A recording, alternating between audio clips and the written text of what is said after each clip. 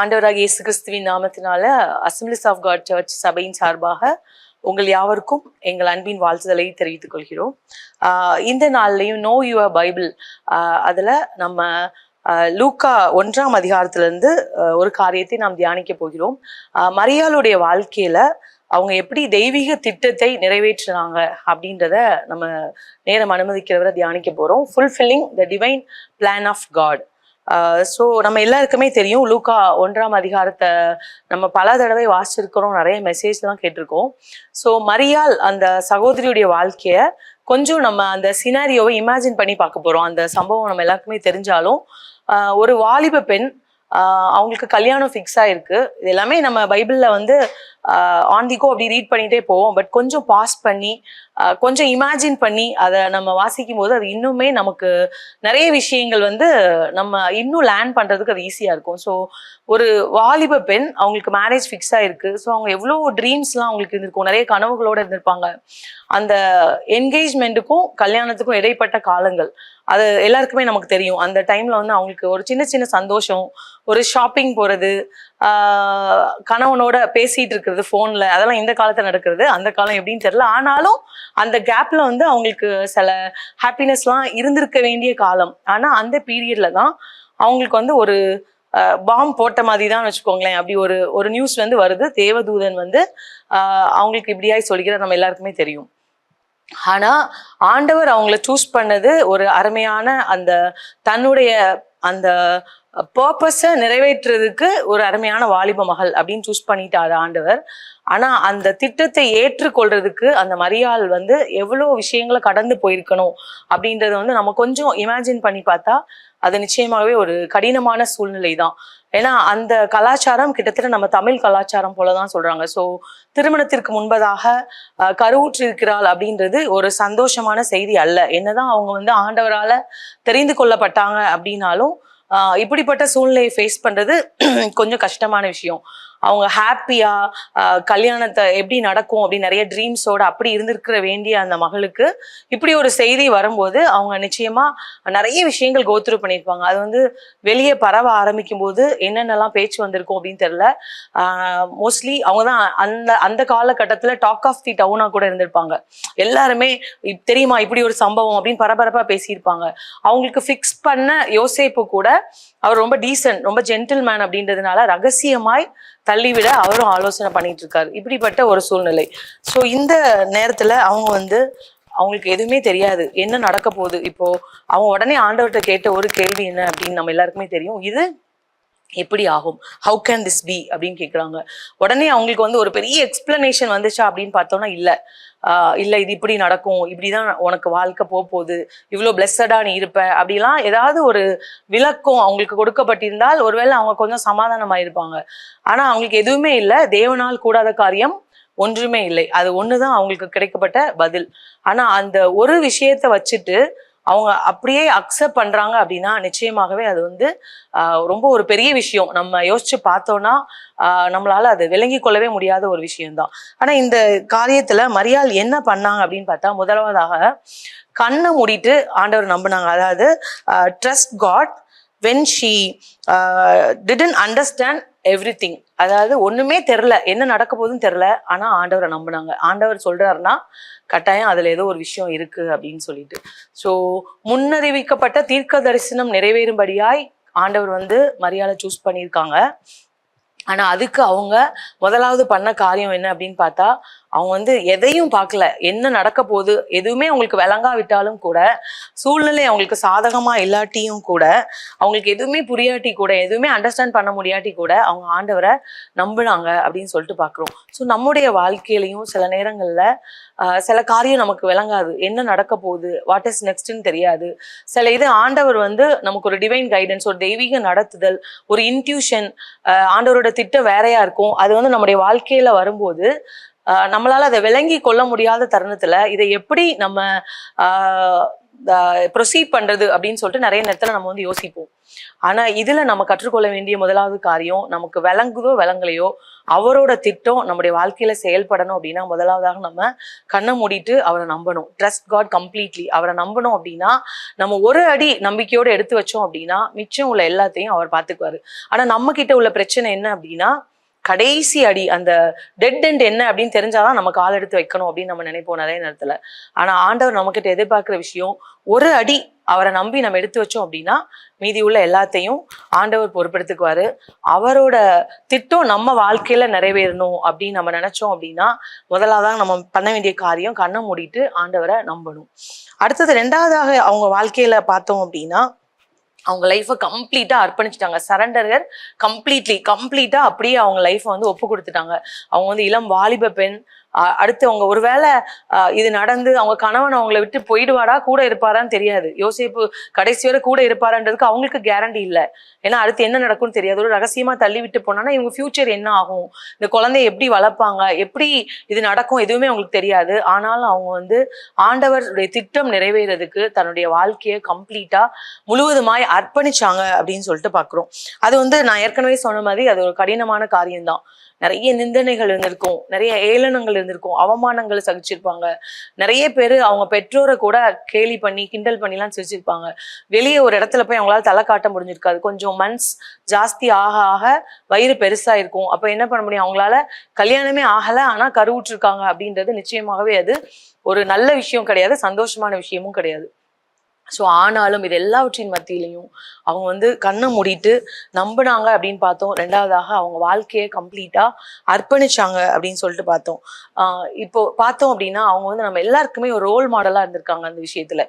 தெய்வீக திட்டம் நம்ம வாழ்க்கையில நிறைவேறணும் அப்படின்னா நம்முடைய வாழ்க்கையை அர்ப்பணிக்கணும். நிறைய நேரத்துல நம்ம யோசிக்கிறோம், ஏன் எனக்கு மட்டும் இப்படி நடக்குது, ஏன் இது இப்படி போக வேண்டியது ஏன் இப்படி போகுது, எதனால அப்படின்னு நிறைய கேள்வி கேட்டு லாஜிக்கா யோசிச்சு நம்ம அந்த அர்ப்பணிப்பு அப்படின்ற விஷயத்துக்கு வர்றதுக்கு தாமதப்படுத்துறோம். ஆனா ஆண்டவருடைய திட்டம் நம்முடைய வாழ்க்கையில நிறைவேறணும் அப்படின்னா நம்ம வந்து எதையும் யோசிக்காம நம்ம லைஃப்பை வந்து அப்படியே கம்ப்ளீட்டா அர்ப்பணிக்கணும்.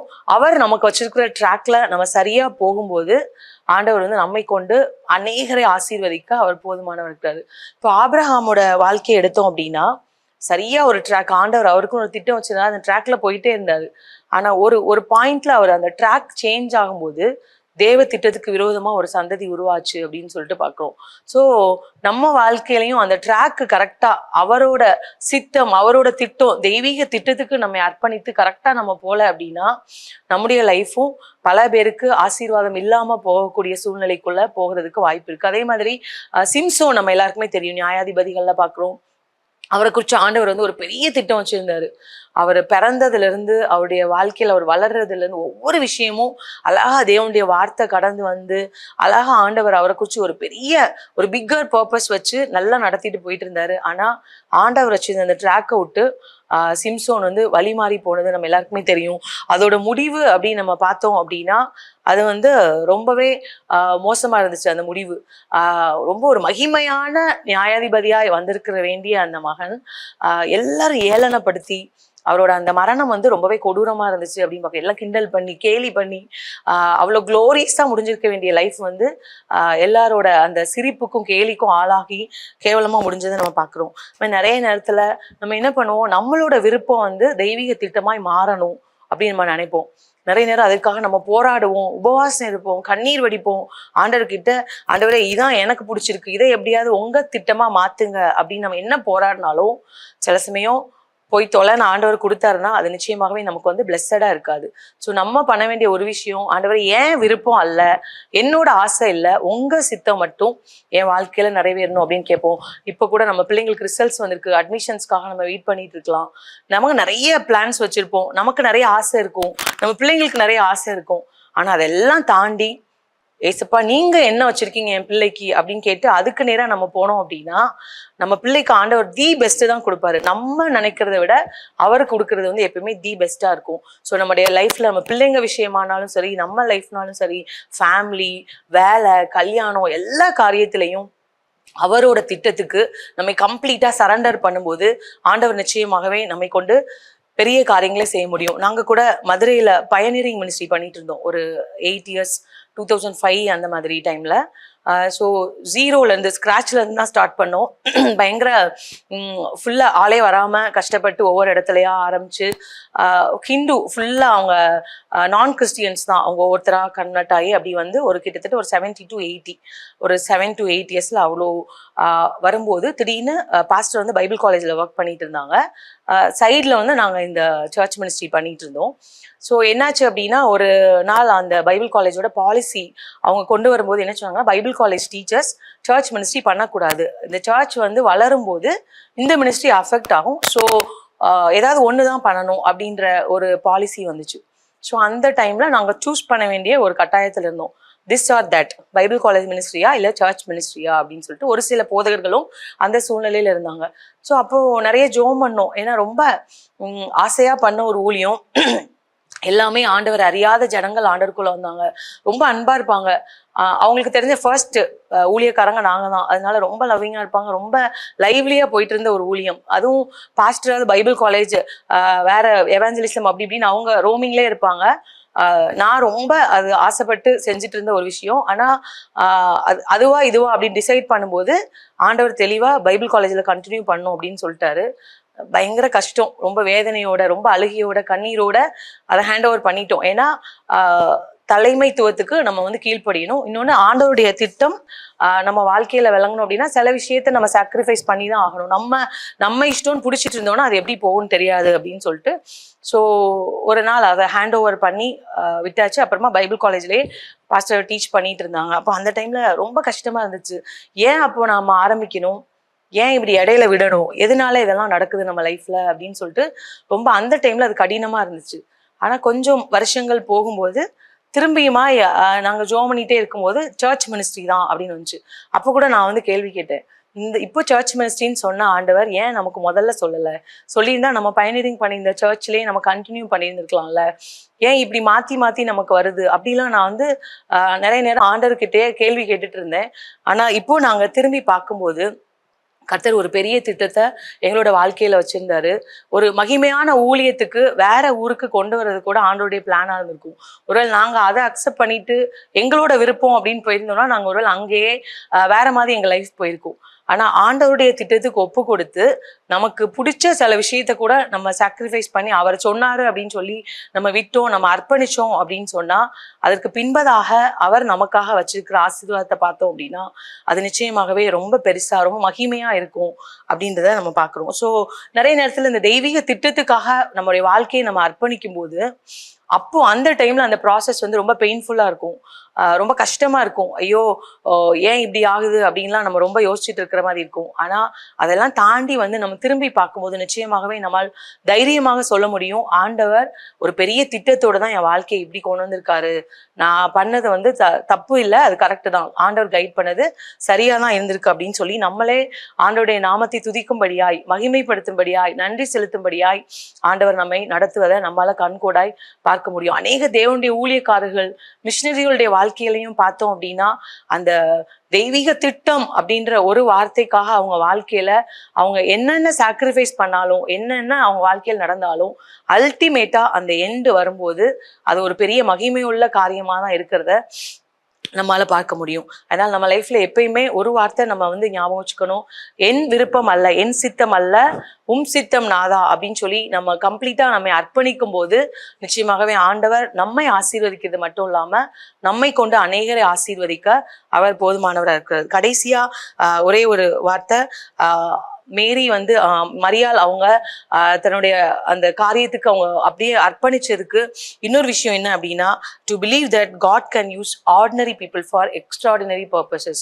ஒரு சாதாரணமான ஜனத்தை வந்து ஒரு எக்ஸ்ட்ராடினரியா ரொம்ப நம்ம கொஞ்சம் கூட யோசிச்சிடாத திட்டத்துக்கு ஆண்டவரால பயன்படுத்த முடியும். இப்போ மரியாள் எடுத்தோம்னா சாதாரணமான ஒரு பெண்ணு, ஆனா அவங்க வந்து ஆண்டவருடைய தெய்வீக திட்டத்துக்கு அவங்கள ஒப்பு கொடுத்த போது அந்த சாதாரணமான பெண்ணை ஆண்டவர் வந்து ஒரு பெரிய ஒரு திட்டம், அந்த அவங்களுடைய கருவுல இயேசு கிறிஸ்துவே பிறக்கும்படியான ஒரு தெய்வீக திட்டத்துக்கு அவங்கள பயன்படுத்தினாரு அப்படின்னு சொல்லிட்டு பாக்குறோம். ஸோ ஆர்டினரியா இருந்த ஒரு மரியாதை எக்ஸ்ட்ராடினரி உமனா மாத்துறதுக்கு அந்த தெய்வீக திட்டத்துல அவங்களோட பங்கு இருந்ததை பாக்குறோம்.